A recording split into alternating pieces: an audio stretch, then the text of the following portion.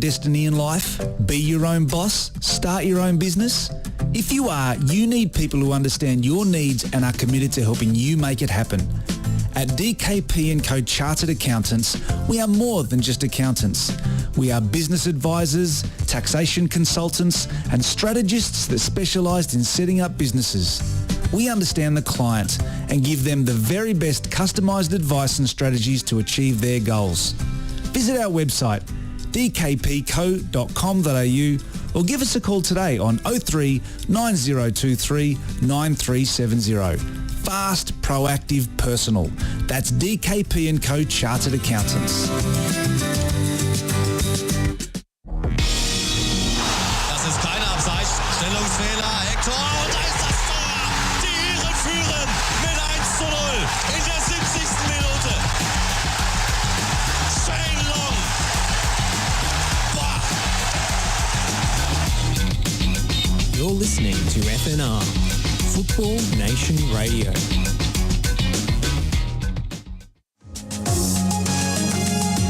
You're listening to the State of Our Football Nation on FNR. A little hiatus in the last couple of weeks. Apologies there, but we're back talking the game, the world game, and talking about the state of our football nation on Football Nation Radio, FNR. Josh Parrish is running the gun and, in fact, holding up all the controls so he can tell me whether we get Simon Hill anytime soon or not. But we have a couple of guests. One will be the voice of the game in this country, especially on Paramount Plus and, of course, 10 Play. And Simon has quite an interesting take on some of these international teams that are contemplating playing down under. And Does he now? And I want to probe him a little bit further about some of the commentary, which I think is most apt and quite accurate when you consider the Queensland government is very, very keen to get Crystal Palace and I believe Manchester United to play in Queensland. And when you think of just how little money the Queensland government puts up and offers the game, even though they're one of the highest participating sports at junior level. Oh, there he is. The young fella's just rocked into our green room. I can see him. In fact, let's reach out to him. George Danikin, Josh Parrish, and Simon Hill. Welcome to FNR. Good to be with you guys. How are you? Mate, you're looking so official with your headphones on. And well, you know, I like to try and be professional on the odd occasion. Doesn't always work. Listen, I saw something on Twitter today, and Twitter, of course, is very much in vogue because Elon Musk has elevated it to a status that it never, ever contemplated it would reach. But let's talk about the round ball code. And you dropped something which I thought was right on the money. You questioned quite heavily what in heaven's name is the Queensland government doing? You were saying they're very keen to host Manchester United and Crystal Palace. Isn't it Aston Villa and Leeds are on the cards now? I've lost Hang track on. of all the UK teams we're trying to bring down, George. So many coming over. So many coming over. Who knows? You wrote the tweet. Tell me about it. What was the gist of it? Because I agree with you. I think it's a bit crazy at the moment. Well, look, I don't have any particular beef with the Premier League clubs coming over here, if that's what they want to do. Yep. And Barcelona the same. You know, it's good for people to watch football, you know, during our off season here. Absolutely. And if we can get them along, then terrific. But my question is more that, you know, this is being shouted from the rooftops, and I understand why. But if they're that keen on football, then why no investment in infrastructure for our local game in Brisbane? I mean, Brisbane Roar have been playing in Redcliffe, about an hour north of the city, for the best part of 2 seasons now. Correct. It's a great little stadium, don't get me wrong. And the atmosphere is wonderful. It's fine, but it's a long way out of the city. It's not owned by Brisbane Roar. It's owned by the Rugby League Club. You know, Rugby League clubs seem to be able to get as much money as they want for redevelopments and different facilities, and that's fair enough. Good on them. That's their prerogative. But you know, from our code's point of view, and somebody puts a graph up on Twitter today, and it's one that's replicated right around the country. We are not just one of the biggest participation sports. We are the biggest participation sports in Queensland and in most other places in the country as well. And yet the government investment in infrastructure in all the states is minuscule in comparison to the other sports. Now, that's something that has to change. I'm not saying it's entirely the government's fault, because I think our sport has been particularly poor at lobbying for those public monies down the years. We don't have a lot of influence. You know, we're still seen as an outsider sport. And therefore, our game continues to suffer. You know, we've got a Women's World Cup coming here next year, which is absolutely fantastic. And I have no doubt that we'll sell out stadiums the length and breadth of the country. But normally when you get a World Cup coming to your country, the long-term effect is that you get at least 2 or 3 new stadiums. That's right. We're getting a stand roof, I think, at Adelaide and a couple of new changing rooms around the country. You know, it is simply not good enough. And this is a story that has gone on for years and years and years.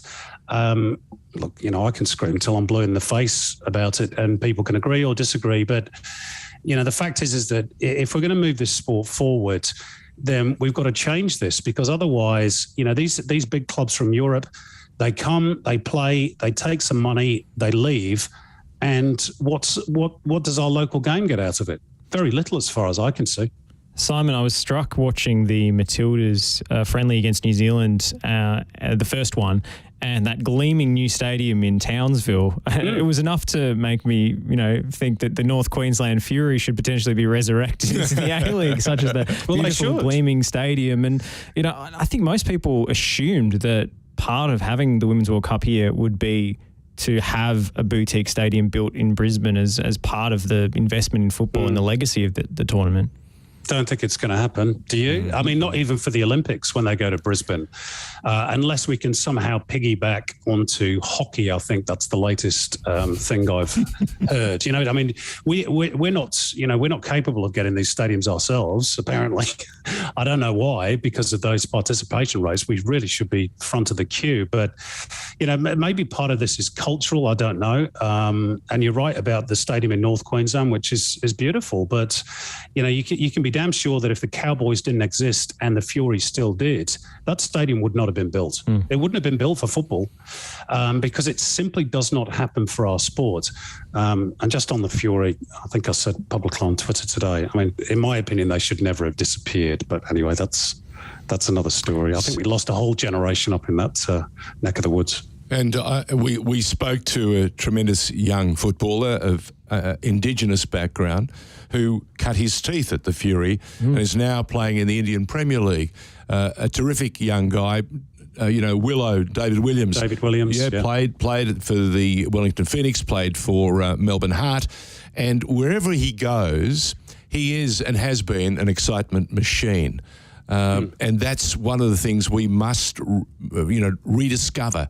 The Matildas have a number of Indigenous players, and I think it you know, it clearly shows and gives them an edge. Kaya Simon, to me, every time she plays, you can see her thinking, you know, ways to open up defences that other players don't necessarily do.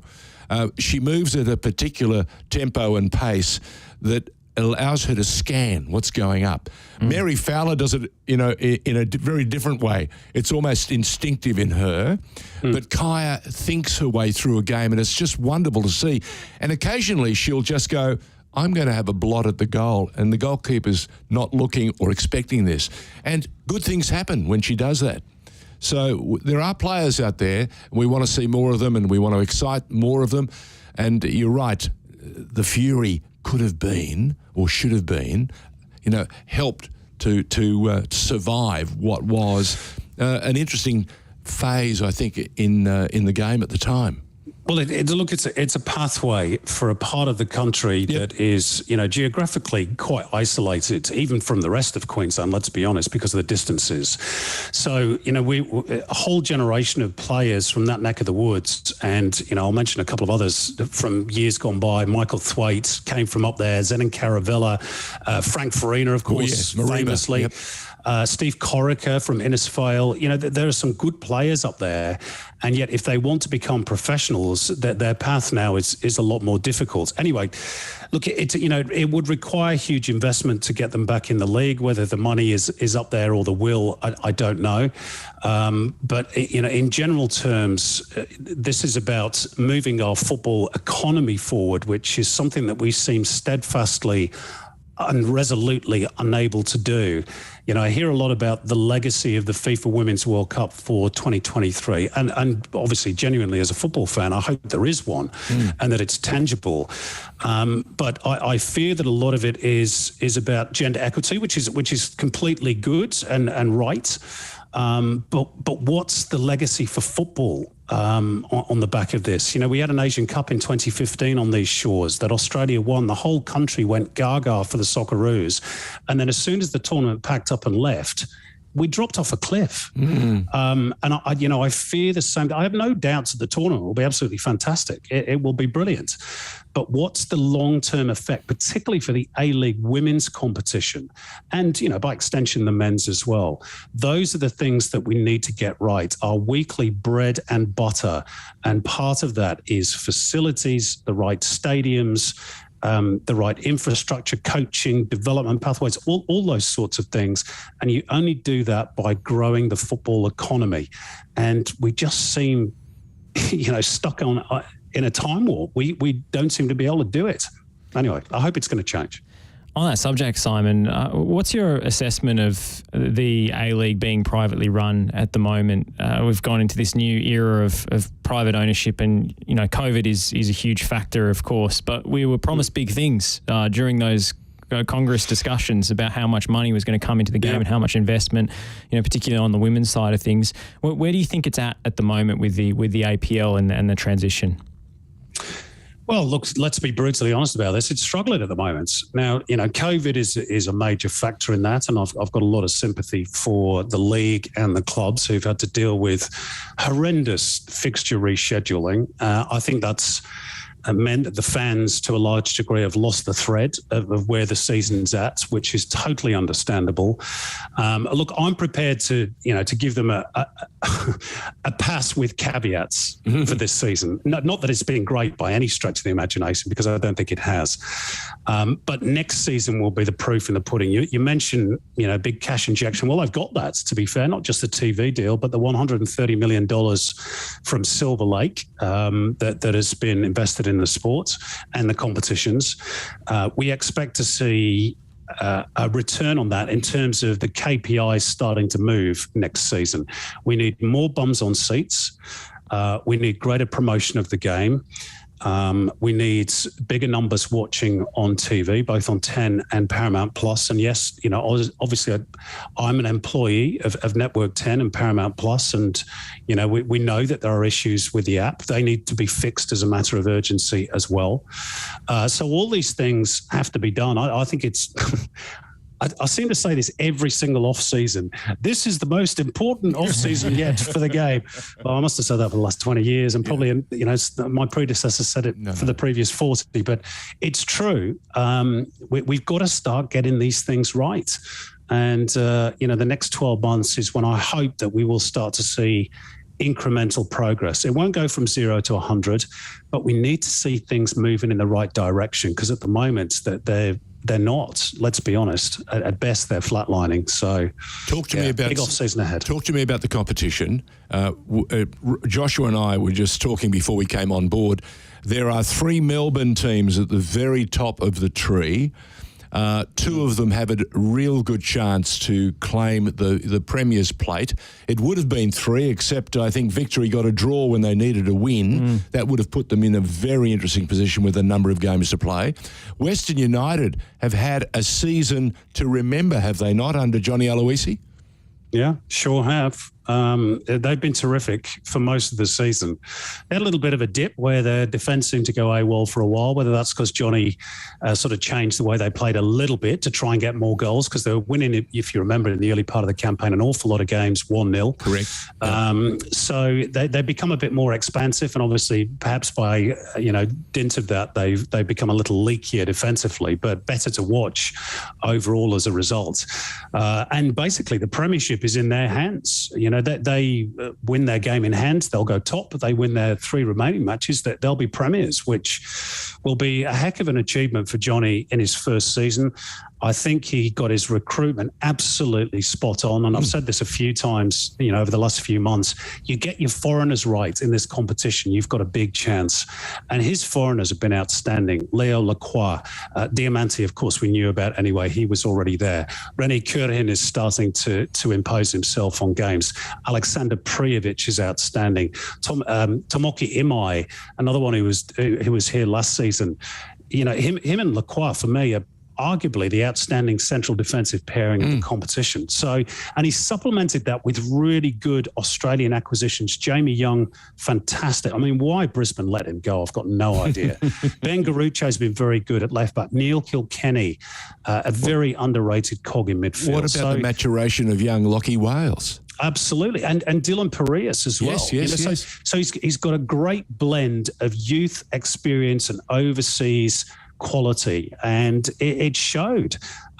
It's just a pity that not more people are watching them, which goes back to our previous question, and that they haven't got a home ground. Anyway, we digress. You talk about timing and how important it is in so many careers and in so many things in life, especially whether it be media or whether it be sport.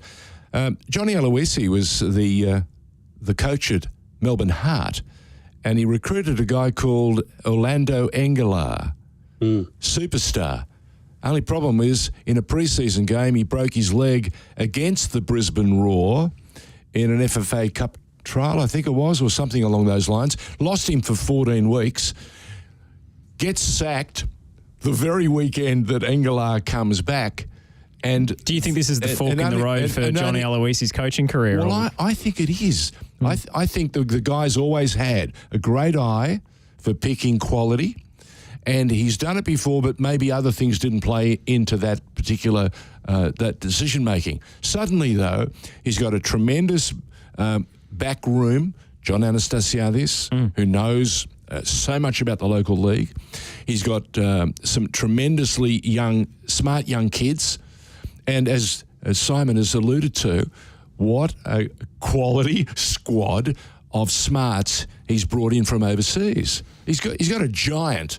I love it when he goes anytime their centre-back goes either forward, it's either a goal or about to be a goal. And that only happens because, you pick players who have a particular skill set. And he's a monster when he goes forward. And he has this lovely knack. He's hungry. I'll tell you what, George, the interesting thing about Johnny is that I think the Melbourne Heart job probably was a bit too early for him. I mean, that was the first job in his senior coaching career. He was a bit raw, and he went to Brisbane, talking of raw, and he did quite well there for a season or two. Yep.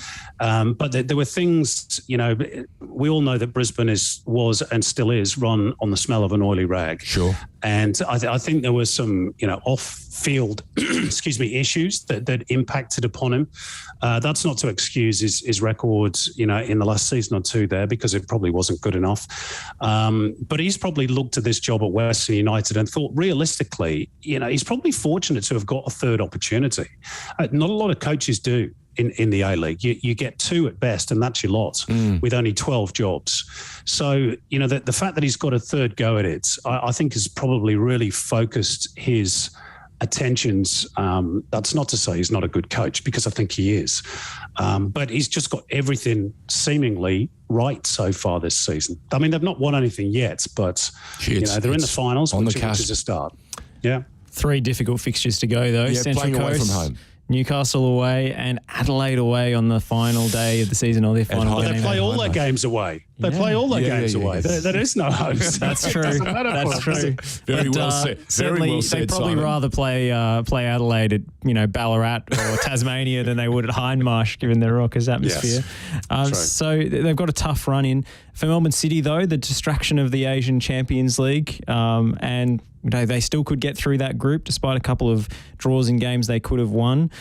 Where do you think City is at with their, list of priorities? Because we knew the Asian Champions League was a big one for the ownership group, and it may have ended up derailing their, the backlog of fixtures they had to play before they left may have ended up derailing their Premier's plate push.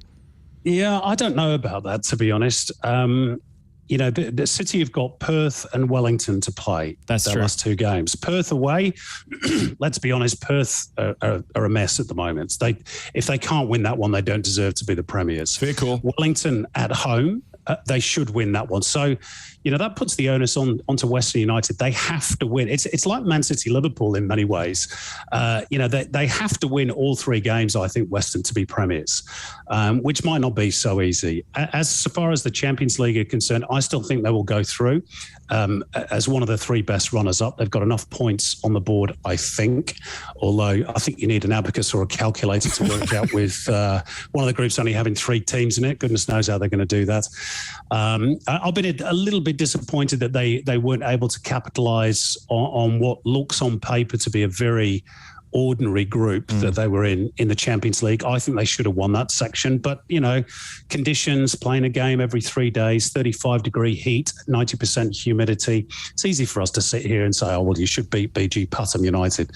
But I think City still have the best squad. And, I've just outlined how much I think of Western United's squad. But Melbourne City have got a real gun squad. You look at that front three, Leckie, Naboots, McLaren, the fact that Tilio and Kolakowski, having to rotate for spots. You've got young Jordan Boss, who I think has been outstanding in the Champions League, who's pushing for a spot. They've got real strength in depth. And I still think it's going to take a very, very good team to stop Melbourne City. In the finals or for the Premier's plate? Because their nearest Both. opponents in the league, the two other Melbourne teams, have had their number in the league so far this season. Yes. Well, that's true. And, we've not talked about Victory yet, and Victory are 13 matches unbeaten. I mean, it's a fascinating denouement to the season. I love this where you've got three teams where you can basically throw a blanket over all three and say there's not that much between them. That makes for a fascinating finals race. Normally, in recent years, we've had one outstanding team, normally Sydney or then Melbourne City, who sort of took over last year. This year, it's very, very tight to call. So I think it makes it all the more interesting. Obviously, from where I sit in New South Wales, not that I'm biased because I'm from Manchester, so it doesn't matter to me. But, it would be nice if one of those teams was from New South Wales, but goodness knows what's happened to football in this state this season. They're an absolute mess.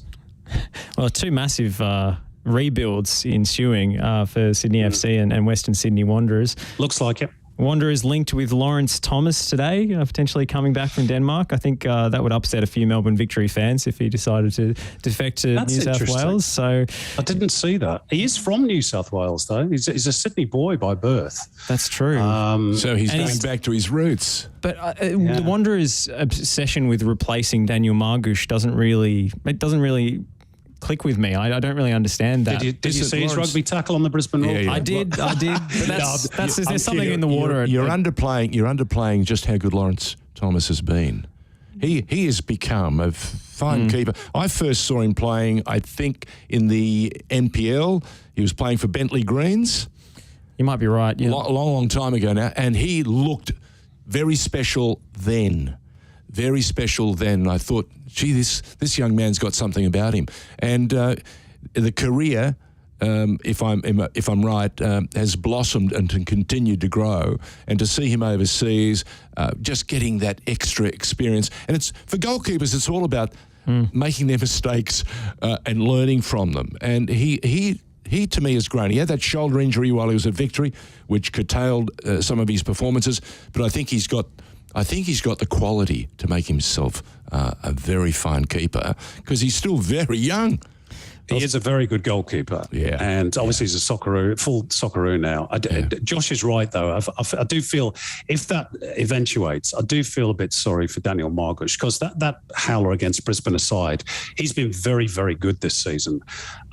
Whether he will settle for being a number 2 again, because if you remember at the start of the season, they brought in Thomas Macias from overseas to replace him. Yep. And he's been relegated to the bench, so it seems clear that he's on his way at the end of the season. But yeah, I'd feel a bit sorry for Daniel if that was the case, because he probably deserves that number 1 jersey on merit. Well, Simon, you talk about the need for bums on seats. I think we finally got a storyline to drive the rest of the A-League, that 3-way race for the Premiers played and then the finals. That's it. Dare you give us a prediction for where that silverware will end up? Oh, dearie me. Don't worry, we haven't asked you the other question yet about the EPL. Will it be City or will it be the Red? That's an easy prediction for Simon, I think. That's easier for me. In terms of the A-League, it's really difficult because each have got their... Look, I still think City will probably win the Premiership. I think Western have got a draw in them somewhere in those last three games, and I think City will win both. So I'll stick my neck out and say that they'll win the Premier's Plate. In terms of the finals... It's rich. I can't rule out victory. No, you can't. I cannot rule out victory. No. The run that they're on at the moment, I know they drew against Brisbane, but they've had such a heavy shed. I think they've got 8 games in April, of which the 8th will be against Wellington tomorrow night. But I can't rule out victory. Yeah. Do you know what the great thing would be? And this is no disrespect to Western United. Sorry, Western United fans, if you're listening in. An all Melbourne grand final. How good would that be at Amy Park? Can I give you a glimpse? If there's a guy called Marco Rojas playing for Victory, I'll be very uncomfortable because every time he looks at a City jumper, he just goes, "I'm dining out." He's like, it's my Uber Eats moment. So and he's been tremendous, and I can't understand why he's not in the all-white side. Well, he might be recalled soon if this form is Get him anything out to of go here on. now. But Simon, you think Tony Popovich is going to break his own personal hoodoo and finally win an A-League championship? Well, at some point he's got to, hasn't he? If he can't do it with Victory, then who is he going to do it with? Yeah. I don't like sticking my neck out and saying who's going to win it, but if pushed, I'll say Victory in the finals. I do think City will be there. So let's go for an all Melbourne grand final and Victory to win it on the big day and Popper to break his duck. Wouldn't that be incredible? Simon, you've been very generous with your time. Really appreciate it. Pleasure, guys. Have a good week. Thank you, Simon. That's we'll go to a short break, George, because we've got another guest waiting on the other side, Ivan Kelava from Melbourne Victory. So you found a goalkeeper, have you? I have indeed. Awesome. Let's do it. You love talking to goalkeepers, George. Since 1998, Lanco Group has been providing superior civil engineering solutions and advice to developers, local government and service authorities across Australia. Lanco Group is known for delivering sustainable, efficient solutions. By working closely with clients, Lanco Group is able to meet the complex infrastructure requirements for residential, commercial and industrial developments on time, on budget. Find out more at lancogroup.com.au. Lanco Group, your business partner for engineering solutions. Are you looking to change your destiny in life? Be your own boss? Start your own business? If you are, you need people who understand your needs and are committed to helping you make it happen. At DKP & Co Chartered Accountants, we are more than just accountants. We are business advisors, taxation consultants and strategists that specialise in setting up businesses. We understand the client and give them the very best customised advice and strategies to achieve their goals. Visit our website dkpco.com.au or give us a call today on 03 9023 9370. Fast, proactive, personal. That's DKP & Co Chartered Accountants.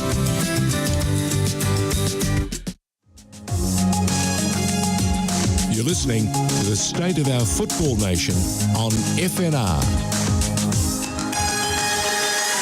You just mentioned the Lanco Group and DKP & Associates. I've got to tell you, if it wasn't for their support, we wouldn't be able to get some of our special guests. And one of them, at top of the tree, is a goalkeeper. And you know how much I love goalkeepers, being an old goalkeeper.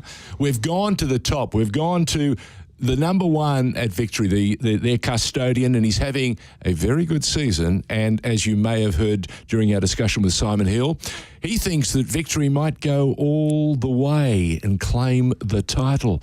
Ivan, welcome to FNR. Yeah. Thank you for having me. It's our pleasure. Ivan Kelava joining us. What have you made of your season at Victory this year? Because there were some early moments that threatened to knock you around, but you've bounced back and the team is slowly gathering, that defence looking more solid, and that forward unit that has some tremendous spark plugs is looking very dangerous. Yeah, like you said, we were basically a new team, started from the scratch.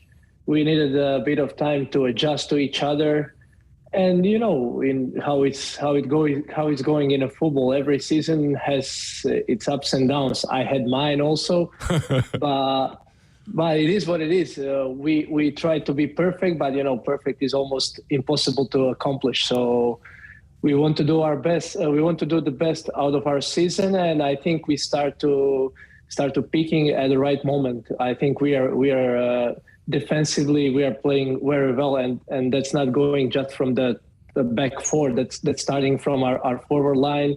We are all working hard, and attackingly in attack we create some really dangerous moments, and I think we still have yet to show. Ivan, we still have a lot to show. we got what you meant, mate. Your English is fantastic. I just want to find out how good his Greek is. Yeah. He played Xanthi. Wow. Oh, my God. Είσαι πρώτης τάξης, παιδί μου. That's very good. Παρακαλώ. Before this turns to Greek radio. We got subtitles here, mate. We got subtitles. Don't worry. We'll have to move the station to Oakley if this goes on any longer. Ivan, coming to Australia, we know you had that existing connection with Tony Popovich, but what did you know about Australia and the A-League before you came? What has lived up to your expectations, and what surprised you about the country and about the league? Yeah, so I had a couple of mates who were playing in A-League before, and also obviously in Greece we had a big Aussie contingency. So when the offer came, I spoke with all of them, and they said that's a right move for me to make. And obviously, I wanted to work with the boss yet again. And that's a good thing. It's a good thing. If you find good bosses, it's important to work with them because they have faith in you, and that gives you the confidence to learn and get better. That's what he always expects from us. He always push us to the limits and expect from us to always try to learn something new, to improve our game, and I'm forever grateful to him for having trust in me, and how you said, to have a good boss. No, for me, he is not a good boss. For me, he is the best boss that I ever had in my career, and I had some pretty good coaches, but from our gaffer, I learned a lot, and I can still learn a lot. Well, that's the best testimonial anyone can give their gaffer or their coach or their manager, whatever you want to call it. What have you made of Melbourne? Oh, Melbourne is an unbelievable city.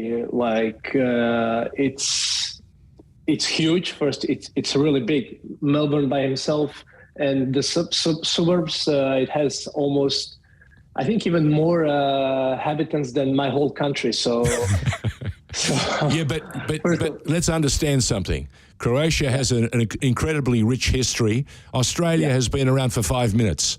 Yeah. In terms of true culture and history, unrivaled. Croatia way in front. The quality of its talent machine. It has the most incredible football machine in history. If you think about the quality of the players that Croatia produces and offers up to all the big leagues in the world, it's extraordinary. It's unbelievable. So what is it? Is it the coffee or the water? I think it's the food. Yeah, you're right. And good genes. Genes. Yeah.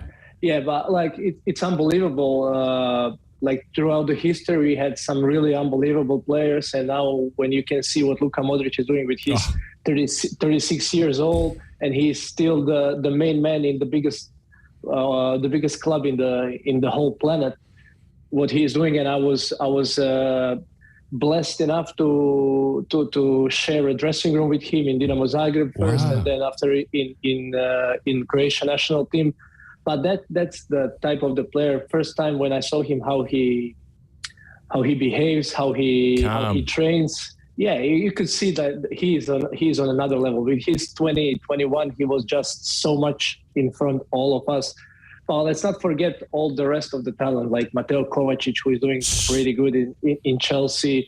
Now we had this young gun in Red Bull Leipzig, Joško Guardiol. He's left center back, left fullback. He can play everything, and he's like 19 years old. And I saw somewhere that his value was shown like 98 million euros.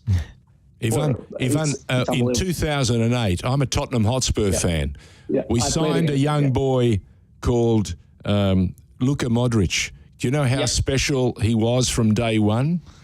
I know. I played against him when he was playing for Tottenham. Wow. In Europa League, we played Tottenham Dinamo Zagreb. Yeah. He tried to score. Well, he's still got the passion. He still loves it. There was a video doing the rounds after they beat PSG in the Champions League, and it followed him through the dressing room. He's jumping around, congratulating everyone. When you shared a dressing room with him, did you ever see him that excited? Oh, he was excited, and he was quite opposite if we didn't play well. Because he understands. He understands the pressure. Yeah, pressure, and that's what, like, as a professional football player, you need to have that. You need to have that passion. You need to. It's not like, okay, we lost the game. Tomorrow is a new day. No, you need to still suffer. You need to take accountability if you weren't good enough, or your teammates, and the things need to be straightened up. So, but to see him doing that at 36 years old, wow, it's unbelievable. The guy's a machine. Well, the magic is watching his career, and I can remember his early days playing for Croatia, and he was a revelation. And people were saying he's the next big thing. Well, they were right. His career has just blossomed, and you're absolutely 100%. At this age, most people are winding down. Mind you, Melbourne Victory has a guy who's about 42 or something, isn't he?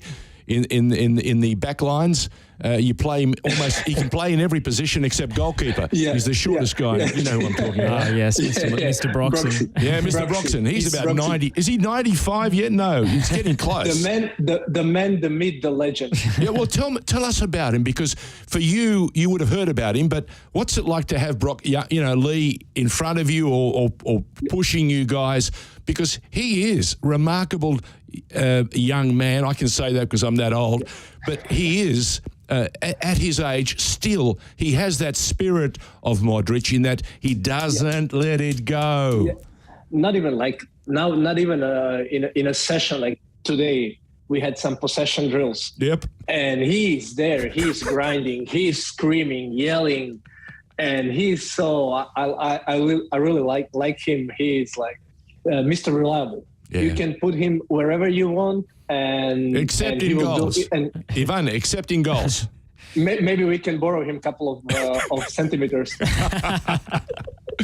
the way, I've seen a couple of different reports. One says you're 195 and another one says you're 196. Are you growing?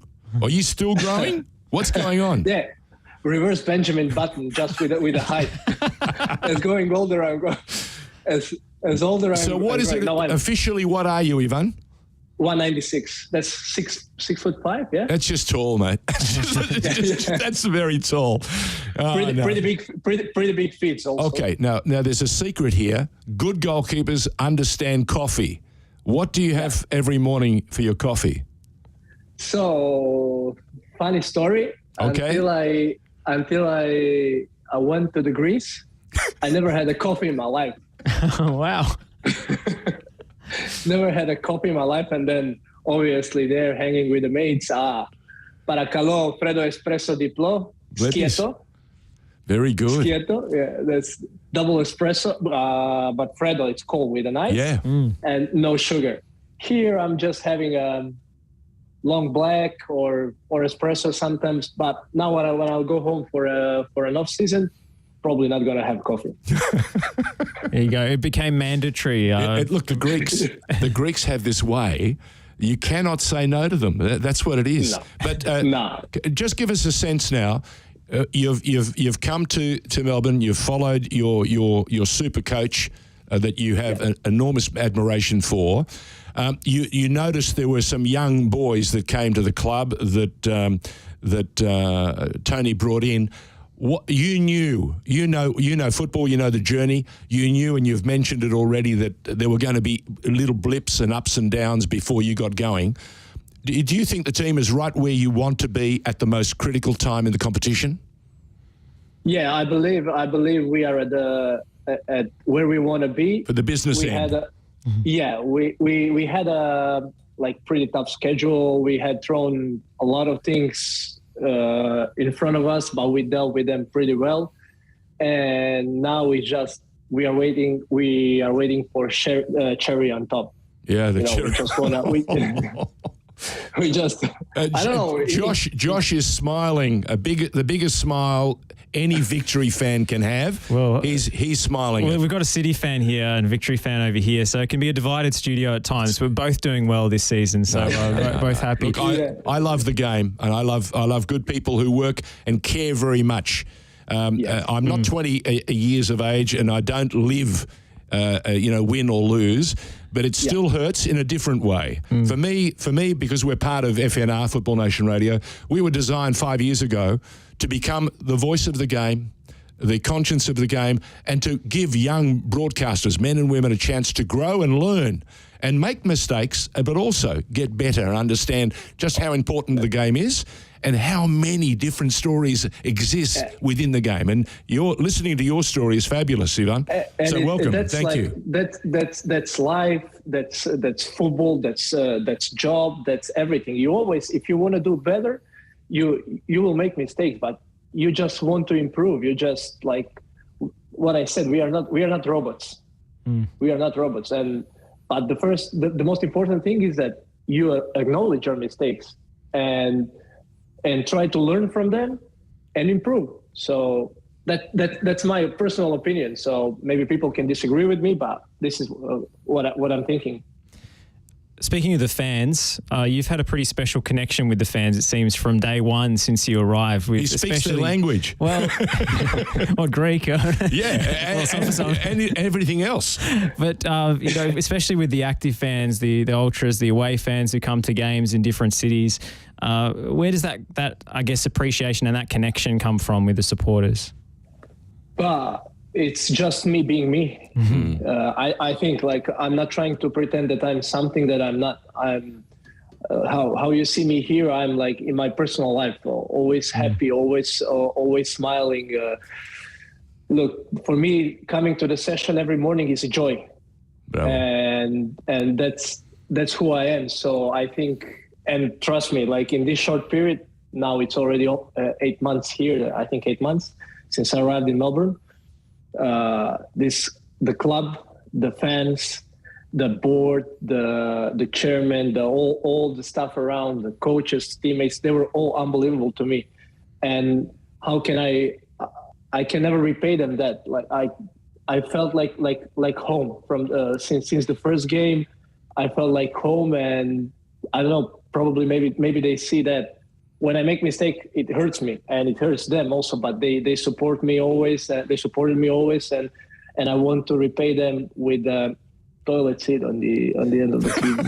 He already knows the nickname for the trophy. He knows the nickname, exactly. It's like you've been following this league for years and years. Jesus. Due diligence. Due diligence, wow. There you go. Speaking of making yourself at home, I don't know who we have to blame for this, but we've seen pictures of you in a Carlton AFL hat of late. Thank you. Now there's a man. I'm a Carlton man here. We are the Navy Blues. We are the Navy Blues. He's good.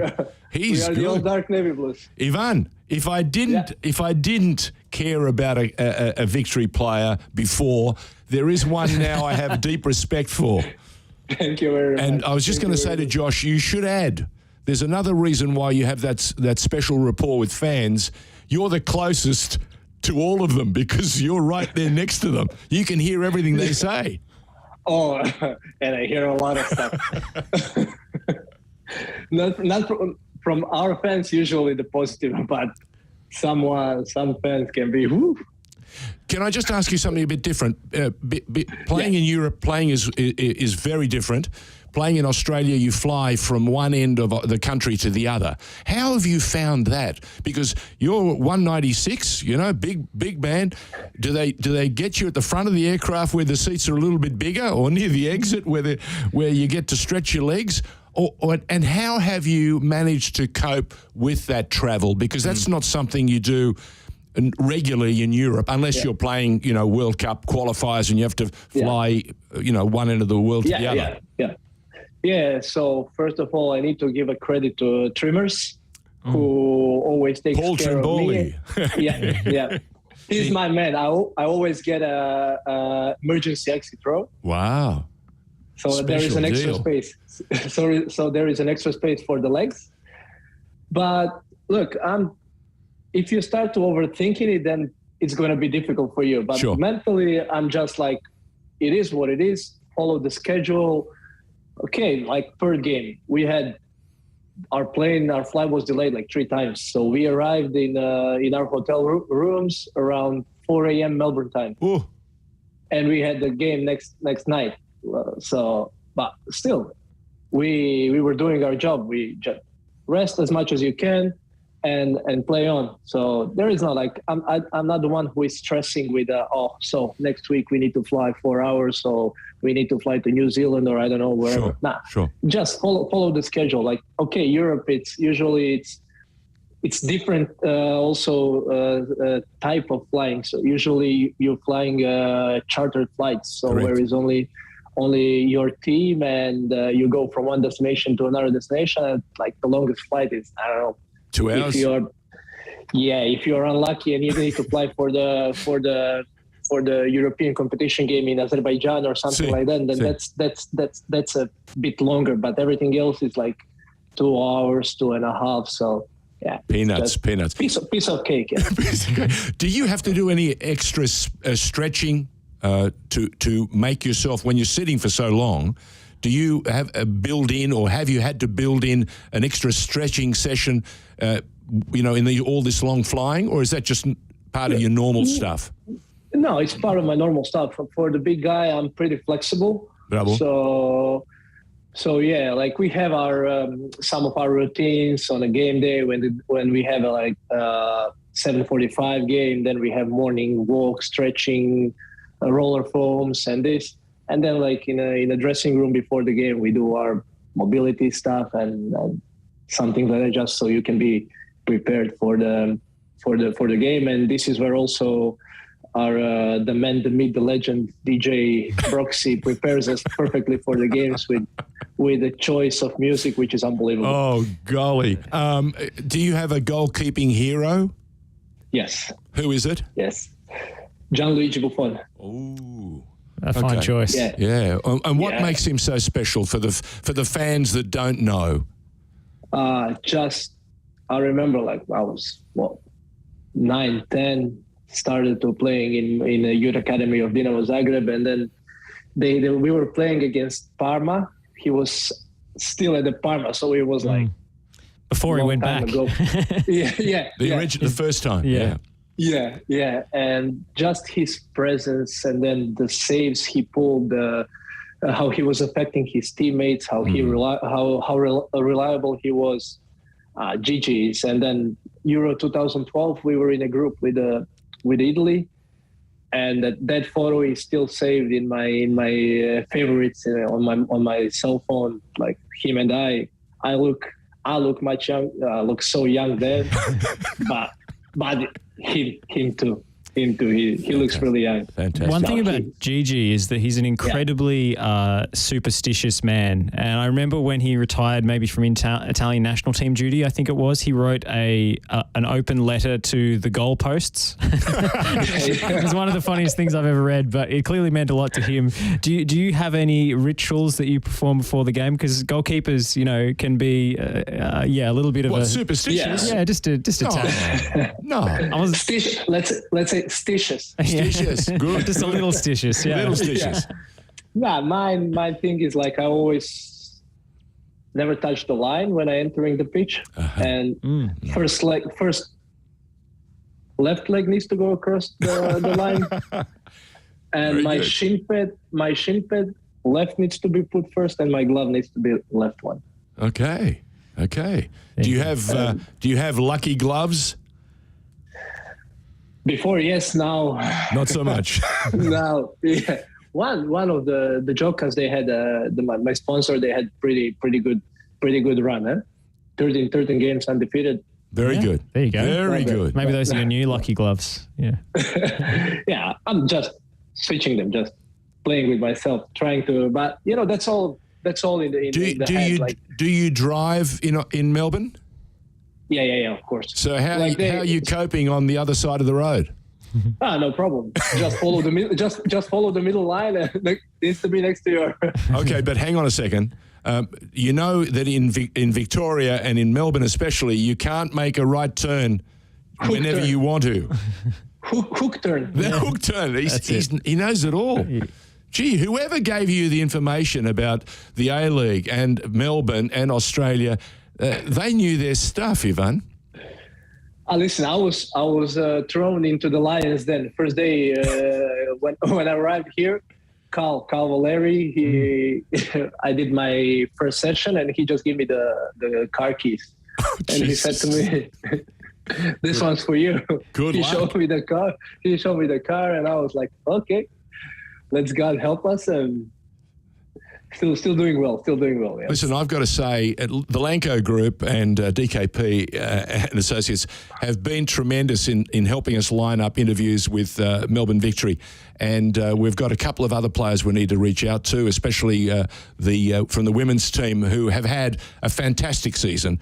Kyra Cooney-Cross is a marvellous young talent, and I hope we get to see her full potential realised before the World Cup next year, because it would be wonderful if she actually can be in that select final, 12 or 15 players. It would be marvellous, not only for Melbourne and for her family and whatever, but also for the club. Huge kudos. They've shown you the way this season, coming from the finals to win.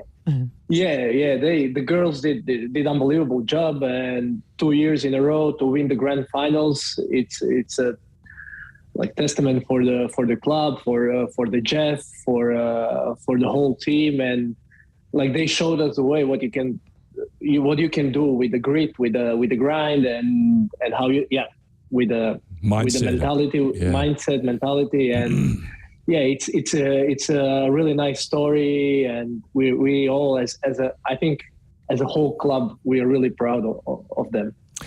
I'm not going to ask you this question because I want us to leave on good terms. I wish you all the very best. No, I wish you all the very best because you're a Carlton man for a start. That's more important to me than whether you're Victory man or not. But you're a goalkeeper, and I love the story, and I love the fact that you have a tremendous life spirit in you, and I hope that never changes because it allows you to cope with just about anything. And God knows goalkeepers have to cope with everything. Even their own players getting in the way sometimes, yeah? Oh, sometimes they pose more of a threat danger than But I just to finish my sentence. Sure. My defenders and teammates this year, they were unbelievable. They bailed me a lot of times. Now I hear you. But I'm going to ask you a different question now. Overseas, there's some very big games coming up. Who do you think is going to win the European champion? That's a tough one. Obviously, I have sympathy for Real Madrid and Luka Modric, and I love Liverpool. Oh, there you go. You're in good company in Melbourne. There's a lot of Liverpool tell us about Karim Benzema. Has he not become a very, very special player? And I say that because he was playing at a time when Ronaldo was a star and Gareth Bale was a star. Yeah. And it just goes to show you how much he gave his game away to help the team. They're special players because normally strikers or centre forwards, they have an ego. That's a very big thing. It's a wonderful thing you have. You need it. But as a striker especially. Yeah, but when you see Benzema now actually willing Madrid, you could see them against City in the first 20 minutes. They were lost. When I say lost, they were outmaneuvered. But you could see he was angry and he wanted to make a difference, and he did. He did, yeah. Like, I had that luck to play against him. Against Real Madrid at that time with Cristiano, with Karim Benzema, Marcelo, Iker Casillas, Sergio Ramos. So like all unbelievable players. And that in that game, that was ages ago, I saw what Karim Benzema can do. Because he was playing the striker. He was playing striker. He was playing number 10. He was playing winger. He was playing even number 8 sometimes. And his understanding of football is unbelievable. His mindset. He knows how to deal with every situation. But he was just in a shadow because maybe he wasn't the biggest name of the team. He was always in a shadow of Cristiano, of Gareth Bale, of someone else. But now this team, it runs around him. It runs around him. Around how in Spain they say he has big cojones. No, you're absolutely right. He's been a revelation for those of us who don't get a chance to see him week in, week out. Or even though we do have the coverage that once upon a time was not available to Australian football fans. Today it's a plethora. We have just about anything we want whenever we want it. But to see him emerge and now become this lethal weapon, he really is quite something to behold. And his whole season at Real, and also his efforts playing for France. You've got Mbappe, you've got Giroud trying to break the record. Yeah. And he's still, when he wants to, at the highest level, show what an elite player he is. That's incredible. I think also maybe that's like the old guard, OG mentality, never willing to give up, raised in a maybe difficult environment, that struggle that you, I don't know him personally, or I don't know his personal life, but that's just my opinion, that the desire to win, the desire to demonstrate your quality, and he's just doing everything. Why did you become a goalkeeper, Ivan? So I was the youngest in my street. Yep. You want to play with older boys, and then they say, okay, you want to play, you go on the goal set. And from the first moment, I loved it, and then just became naturally. I was playing for my school, and then the scouts of Dinamo Zagreb, they saw me on my first tournament for the school. They called me up, and long story short, the rest is history. The rest is history. But when Josh said to me we have Ivan Kelava joining us from Melbourne Victory, I thought, that'll be interesting. It's been a delight, and I say that truthfully and with great pleasure. We wish you every success, my boy. Enjoy the rest of the season with your master coach, and he still has it there to win. It's he's still got something to prove. Yeah, and there's the young DJ Broxham. Wish him luck too, will you? I will, and thank you guys for having me. It was an absolute pleasure.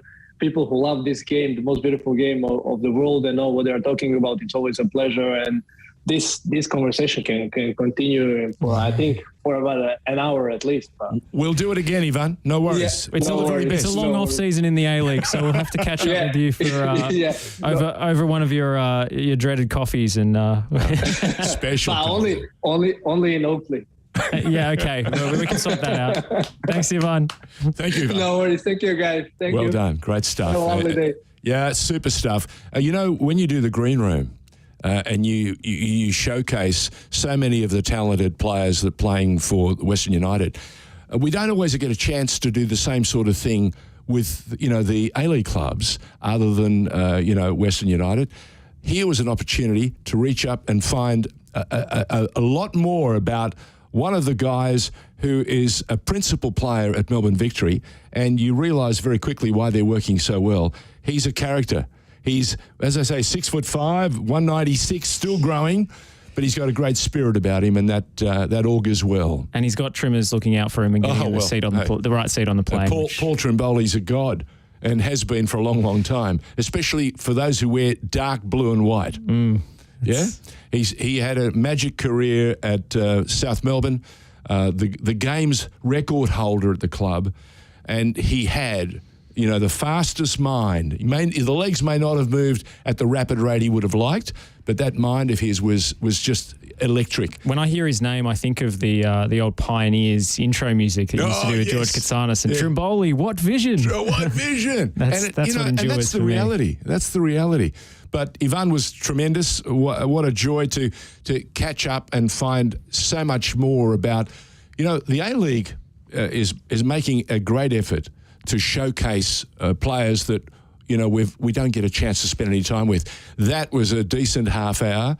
As Ivan said, we could have done an hour easy. Yeah, we could have gone on. I think we'll get him back. We'll get him back. George, if we have him on too often, he might take our job. To be honest, so I don't have a problem with that. Hey, new F&R host. He can be the Josh and Ivan show on a Thursday night. If we can raise the mic high enough to reach him. Well, I think we'll find an extension. But Lanco Group and DKP and Associates, well done, bravo. Thank you for getting them on board. More next week, and we've got a couple of special guests we'll talk about during the week. And Thank you, Josh. We've got Preston coming up tonight. I'm racing off straight away to get to BT Connor. Before you go, I want to congratulate you on that fabulous little testimonial you've done for the youngster. She is dynamite. 8 years old, would you believe? So confident. And it's nice. That's probably how old Ivan was when he said, I want to play with the older boys. And they said, get in goal, mate. Get in goal. She plays striker, Tiana. Oh, typical. They go to the other end. Yeah. Wish you well. Thanks, George. You're listening to the State of Our Football Nation on FNR.